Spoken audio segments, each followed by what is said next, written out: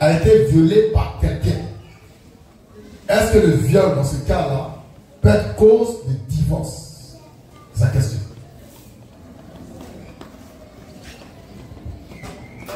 Le viol, quel que soit l'angle sous lequel on le prend, ne peut pas être une cause de divorce. Parce que la femme qui a été violée a été brutalisée. Elle n'a pas fait exprès. C'est un crime, le viol. Donc l'époux, qu'est-ce qu'il fait?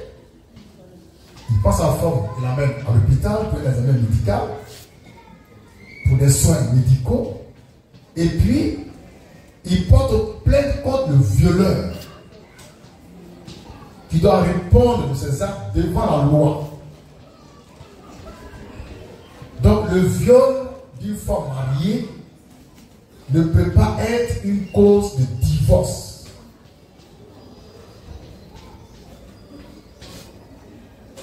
C'est bon? Tout ça de viol ne peut pas être une cause de divorce parce que la femme qui a été violée n'a pas fait exprès. Elle ne s'est pas donnée elle-même. On a brigandé. On a violé. On a brutalisé. Donc ça a été fait indépendamment de sa volonté. Ça ne peut pas être une cause de divorce. Dans ce cas-là, l'homme ne peut pas dire comme tu t'es fait violer ou quand tu as violé, toi et moi c'est fini. S'il fait ça, c'est pas normal. Il doit se montrer compatissant et s'occuper de sa femme. Et puis le violeur, il faut le mettre en prison. Le violeur, sa place, c'est en prison à la Maca. Maca qui a été baptisé maintenant, l'épaule, le PPA. PPA. C'est pas fini, hein. En PPA tout court. Donc voilà, moi je réponds à la question de Élise, ma petite fille. Le viol ne peut pas être une cause de divorce. Quand la femme violée, elle est meurtrie dans sa chair, dans son âme. Et le violeur, il faut tout faire pour arrêter de mettre dans la carte. Maintenant, il y a aussi les hommes qu'on viole.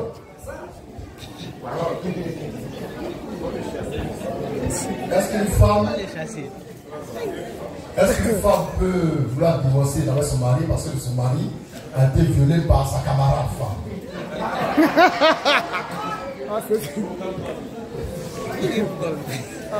Maintenant, est-ce qu'il est possible qu'une femme viole un homme? C'est possible? C'est possible?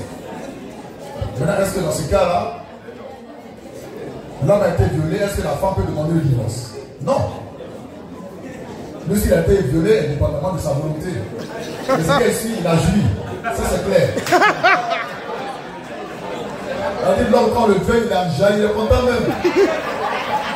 Il n'avait pas d'éléments.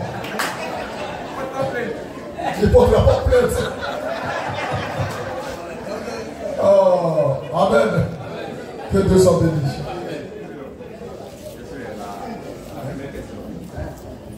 Dans le cas du viol,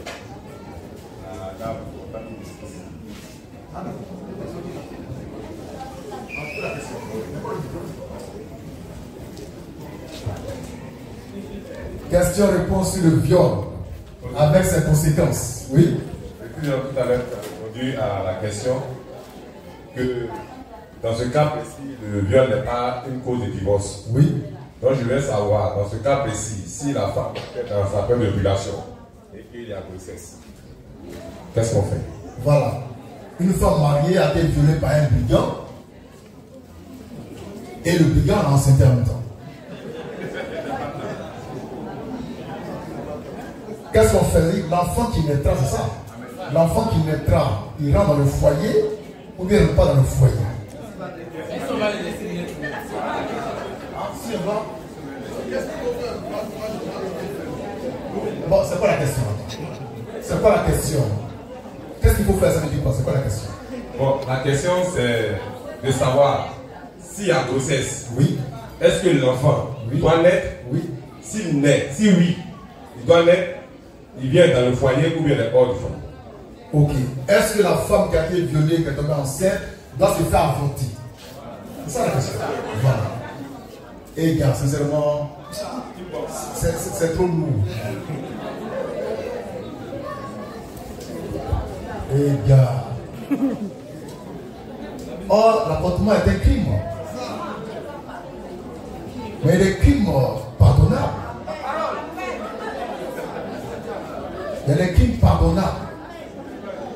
Dans ce cas précis, à la manne fraîche, la soeur qui a été violée, qui a été enceinte par quelqu'un, vient me voir, et puis on envoie un médecin pour voir ce qu'on peut faire pour que cet enfant-là ne vienne jamais à la naissance.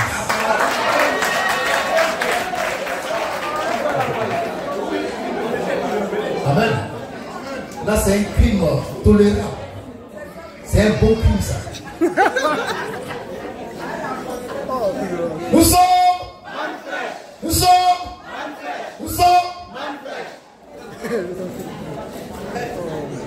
Donc, comme elle a été violée le jour de sa fécondation,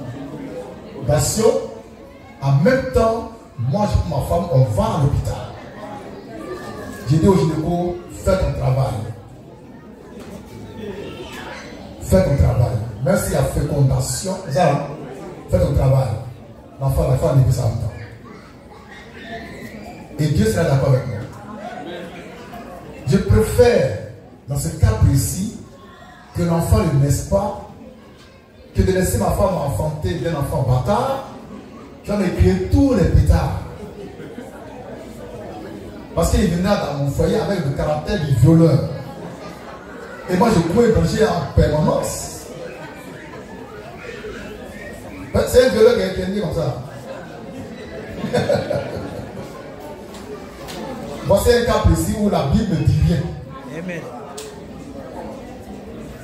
Ici, il n'y a pas de verset biblique. Il faut que le Fils de l'homme parle. Amen. Je parle, Dieu sera d'accord avec moi.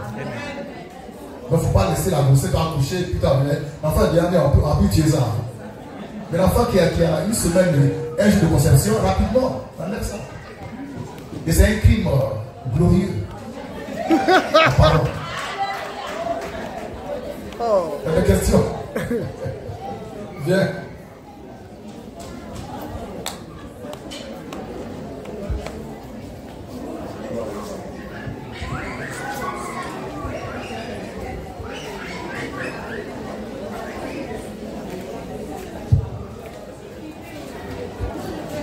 Micro, oui.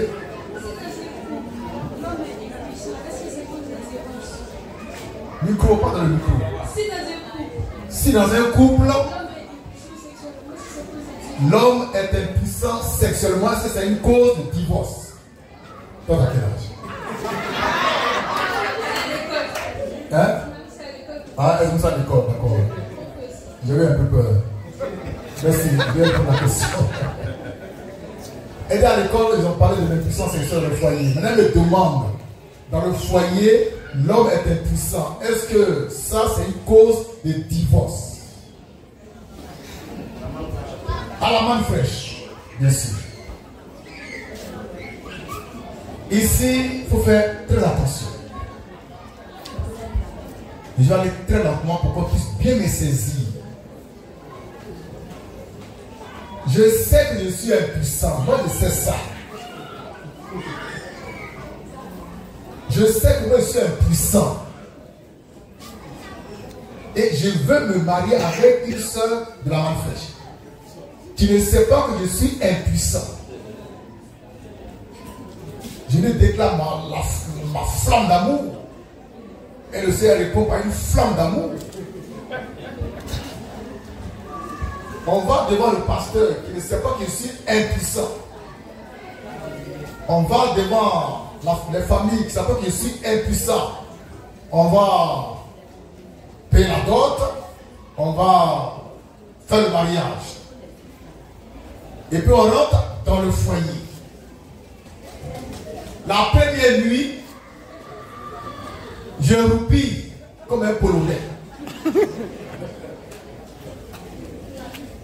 Et ma femme dit, ah chérie, Tu ne consommes pas le mariage, non. Je suis trop fatigué. On allait à la mairie, on a dansé. Vraiment, je suis trop fatigué. Attends, demain. Demain, c'est la même chose. Après demain, c'est la même chose. Un mois, c'est la même chose. Et puis, ma femme est même au fauteuil blanc. Je dis, attends, il y a quoi? Non, chérie, c'est les affaires. Je bouge entre deux avions. Attends, sois patiente, sois patiente. Ma patience, c'est un fruit de l'esprit, sois patiente.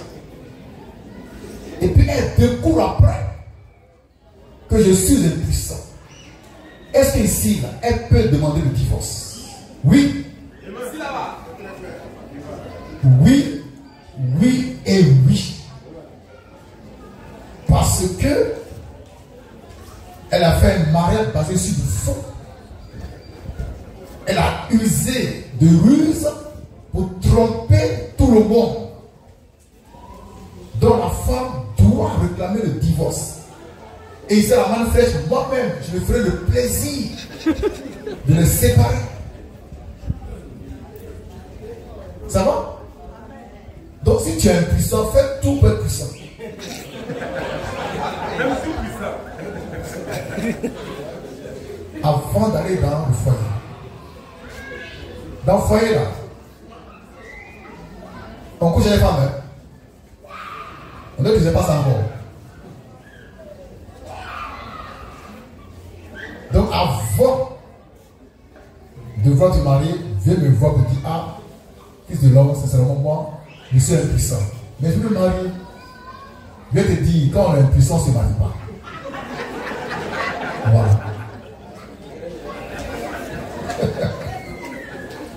Maintenant, quand c'est un cas de maladie, eh bien, on te prend en charge à la clinique à Manfred pour te délivrer avant d'aller te marier. Je vous donne un témoignage parce qu'il y a 2 cas de puissance qu'on a réglés par la parole ici. Il y a un frère qui me voit le temps autocuit.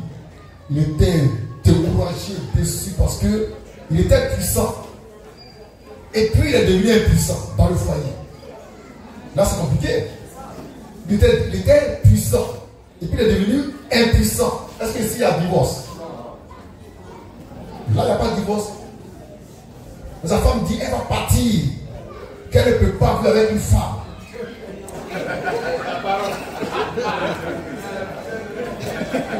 Elle est foutaise, hein? Elle est une femme. Quand ce mari me trouve au docu là-bas, je dis calme-toi, tout va bien. Il passe du nom, calme-toi, calme-toi d'abord. Va boire un peu d'eau fraîche là. Il boit l'eau et il tremble. Je dis calme-toi. On va gérer ça. Et Dieu, ce jour-là, m'a oué. Parole. J'ai dit au truc là, écoute, lève-toi. Oh la parole. Alléluia. Nous sommes.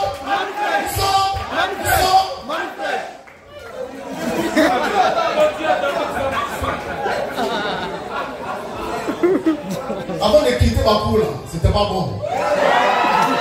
C'était même pas bon même. Amen.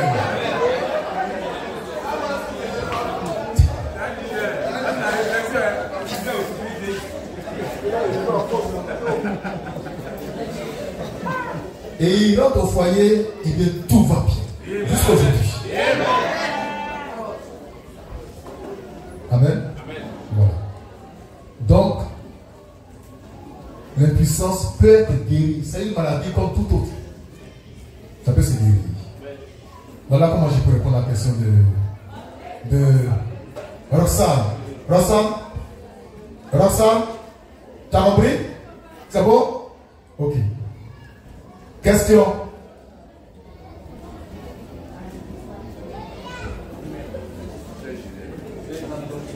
Oui, tu viens?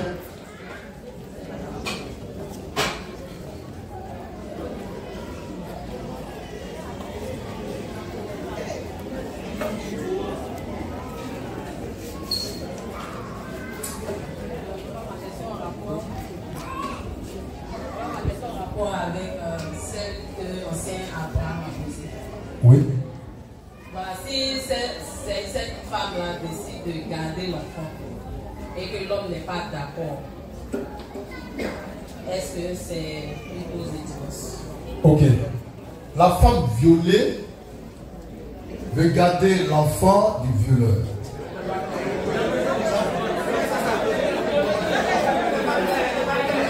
Attendez, ne vous fâchez pas. C'est une question que je pose.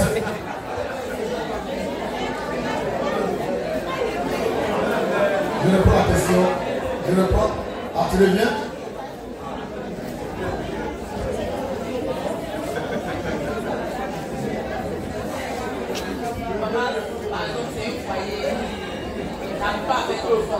Mais un foyer qui ne fait pas d'enfant, oui. Pendant plusieurs années, il a 15 ans, pendant 15 ans, Oui. et cet incident-là arrive. Oui. Et la dame décide, par exemple, de garder cet enfant. Oui. Voilà, Et son mari? et son mari n'est pas d'accord. Ah, d'accord. La femme, enfin, le mari est stérile. C'est ça. Hein? Le mari il est stérile. La femme elle est féconde. Mais est-ce que son mari ne peut pas l'enceinte? Et puis, Dieu a fait que quelqu'un l'a violé.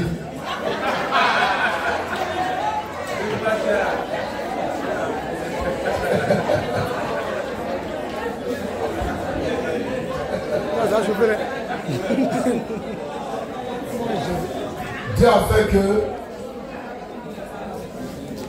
quelqu'un l'a violée alors qu'elle était dans son jour de fécondation. Dans un cercle, elle est tombée enceinte.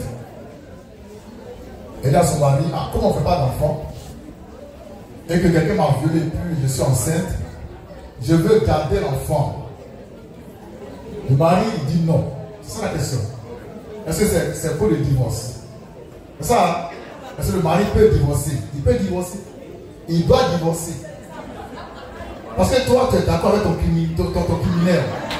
Ça veut dire que ce n'est pas un viol en tant que tel. Ce n'est pas un vrai viol. C'est un viol déguisé. C'est un viol déguisé.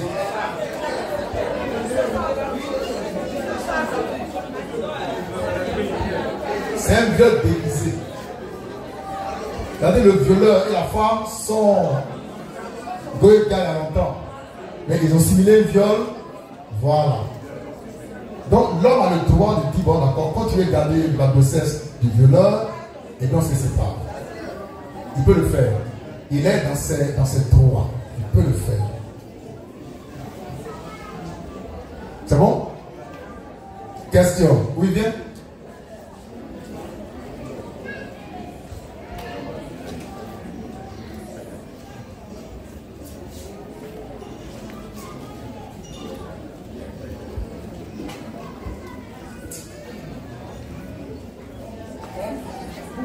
Les cas de viol. Oui. La médecine même, à moins que la femme ait caché qu'elle a été violée. Oui. Sinon, en cas de viol, quand tu as été violé, que tu vas à l'hôpital, les médecins même d'office, on te donne des pilules de lendemain pour ne pas que tu contactes une grossesse. Ah d'accord, oui. On te donne des pilules du lendemain, on te donne en même temps des antiviraux pour prévenir VIH, SIDA. Maintenant, si la femme, si elle a caché le viol, c'est qu'elle attend quelque chose. Oui. Voilà, donc c'est ce que je voudrais ajouter à la question. Donc si elle cache le viol, c'est qu'elle et le violeur, ils se connaissent bien. Donc ce n'est pas un viol en tant que tel. C'est un viol déguisé. Parce qu'aucune femme normale ne passe cette telle grossesse. Jamais. Et dit à son mari, bon, on va élever l'enfant du viol. Non, c'est l'enfant, c'est un cas d'adultère aggravé. Donc si la femme veut à tout prix garder la grossesse, moi je lui dis que tu as commis adultère volontairement, donc ton mari peut divorcer avec toi. Sur cette base. Vous voyez comment c'est délicat? Oui.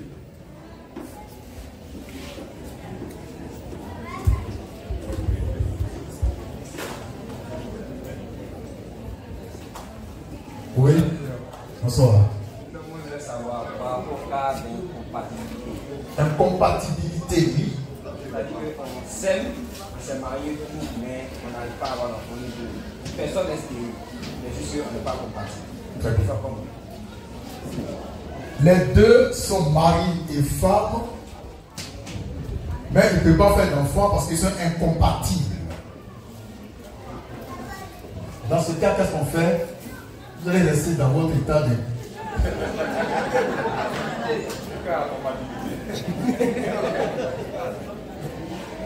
C'est pourquoi avant de se marier, on prie d'abord,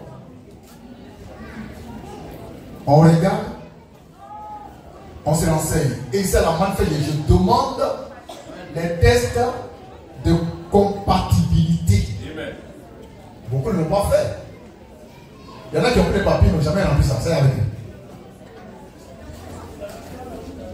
À la manne fraîche, tu veux te marier avec une sœur. Allez voir un médecin, chacun de son côté, pour faire le test de compatibilité. Si vous n'êtes pas compatible, ne vous mariez pas. Il y a aussi le test de fertilité qu'on fait.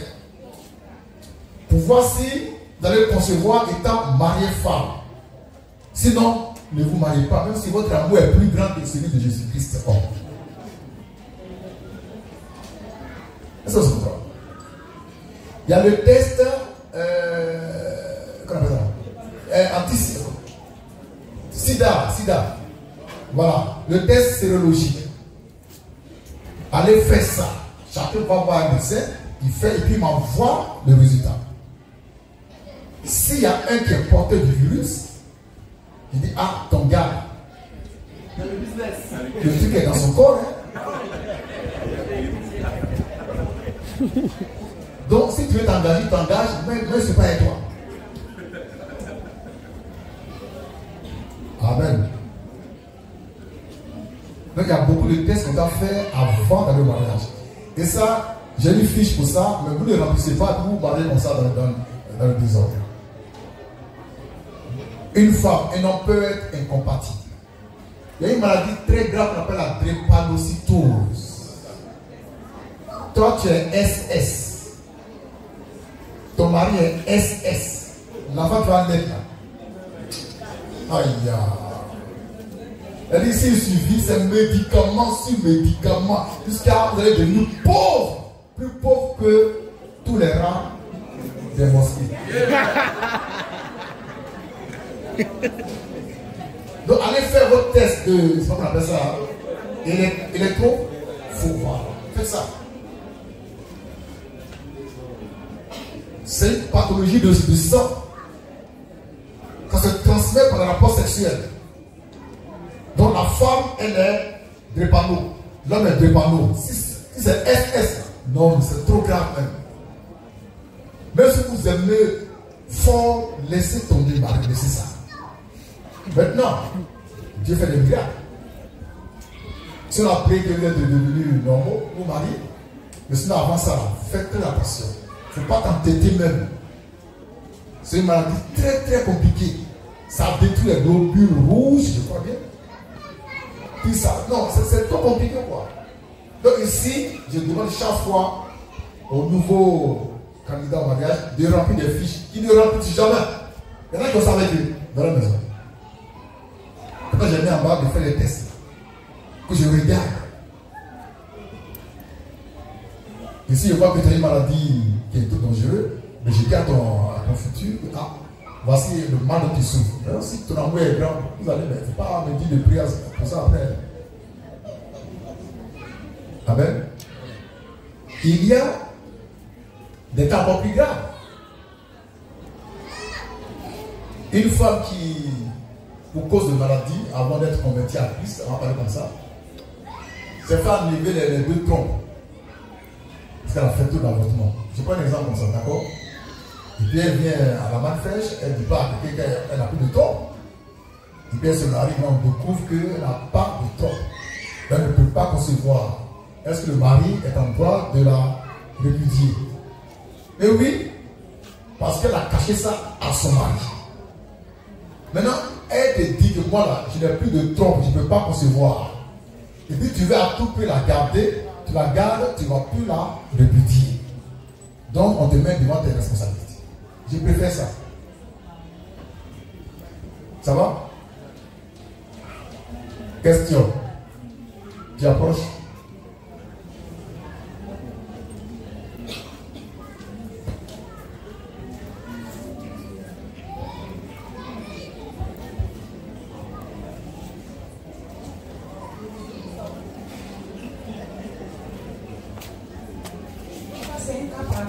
Oui.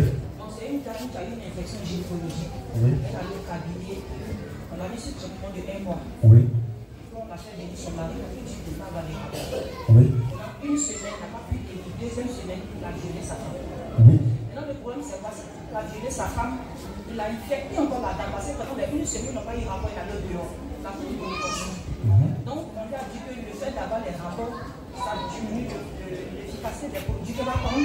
Et puis en plus de cela, il est infecté. C'est-à-dire qu'en fait, il y a des problèmes gynécologiques. Il avait envoyé une infection dehors. Oui. Donc la femme, bon, elle n'est pas chrétienne, son mari n'est pas chrétien, mais elle est divorcée. Elle est respectée sans pardon de ses amis. Oui. Donc je ne sais pas, ça dépend de la manne fraîche. Comment ça allait se passer? Voilà, à la manne fraîche, je reprends pour voir si je peux montrer la question. L'homme et la femme sont mariés. Et puis la femme a une infection gynécologique. C'est ça, hein? On lui prescrit un traitement d'1 mois, au cours duquel elle ne doit pas avoir de rapport sexuel avec son mari. Le mari a été informé. Mais une semaine après, il ne tient pas. Mais lui, c'est la paix, il ne tient pas. C'est des sorciers, une semaine, tu ne tiens pas. Donc, comme il ne tient pas, il sort, il couche avec une jointe, et puis il attrape une maladie, gonococcie. Et quand il vient, il donne ça à sa femme. Parce que la femme peut réclamer le divorce. Mais oui. Pourquoi? C'est un cas d'habitude qu'elle a. Donc si la balle d'habitude, elle peut dire je divorce. On se comprend? Je ne parle même pas des effets secondaires. Je parle de l'habitude qu'il allait commettre dehors. Là. Ça fait qu'on peut dire, bon, on ne sait pas. Et puis il a envoyé encore maladie, pour compliquer. Le mal dont souffre sa femme, ça veut dire que lui c'est un criminel qui veut tuer sa femme. Donc un tel monsieur, il faut s'en séparer rapidement. Donc c'est à la manifeste, moi-même là, je vais me faire le plaisir même de séparer ça rapidement. Et puis il va retourner voir celle-là avec la plus gono là. Il va rester là-bas. Là-bas, elle ne dort pas. On peut coucher avec elle toutes les semaines. Il faut rester là-bas.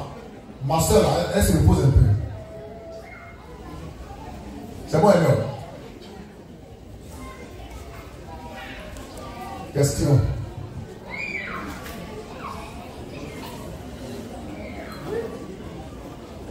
Ok. Bien, on a fait le tour des questions. Je sais qu'il y en a beaucoup, mais le temps est bien parti. Aujourd'hui, on n'aura pas plein air parce qu'on va préparer encore la fête du 6 avril. C'est le dernier réglage, tout le monde va être là. Possession, on va tout faire. Après ça, on fait le conseil, il peut avoir la maison. Demain, non pas demain, le dimanche 6 à 10h, on est déjà là, on commence la cérémonie. Dieu voulant, on va recevoir des amis de ma catégorie, les Tchaba Doba en Libye. Parmi eux, il y a des notables. Ils font partie de la notabilité de Godouni. Et puis j'ai un de mes fils qui est chef du village. S'il vient, on va le recevoir avec tous les honneurs dus à son rang. On va couper. Une question.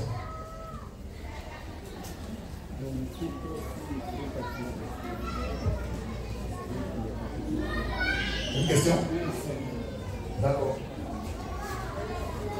C'est qui là-haut? Jean-Franck. Hein? Teti. Ah, Jean-Franck Tati. Jean-Franck Liméon. C'est lui, c'est lui. Oui. Ah, okay. Dans le couple, si un partenaire est stérile, l'autre qui ne l'est pas peut-il demander le divorce? Dans le couple, si l'un des partenaires est stérile, Est-ce que celui qui est fécond peut demander le divorce? Stérilité, c'est quoi? Il ne faut pas enfant. Tout dépend du commencement du mariage. Toi, tu sais que tu es stérile, il faut laisser enfant des gens tranquilles. On se marie, c'est pour faire enfant. D'accord? Donc, cherche à te soigner. Quand tu seras guéri de ta stérilité, tu vas te marier pour faire enfant. Tu n'as rien dit. Tu fais passer pour quelqu'un qui est dangereux.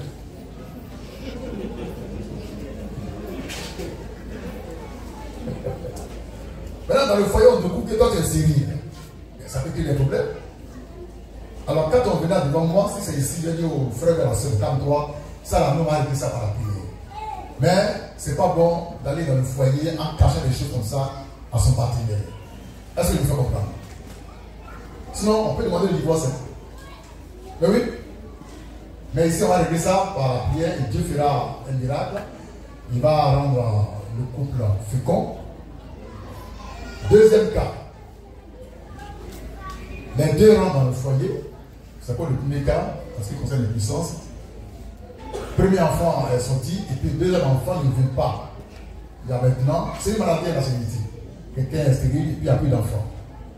Et il y a l'autre qui est fécond. Ici, on ne peut pas parler de divorce. Il faut chercher plutôt les voies et moyens pour que l'autre retrouve sa fertilité pour continuer la procréation. J'ai répondu? Question.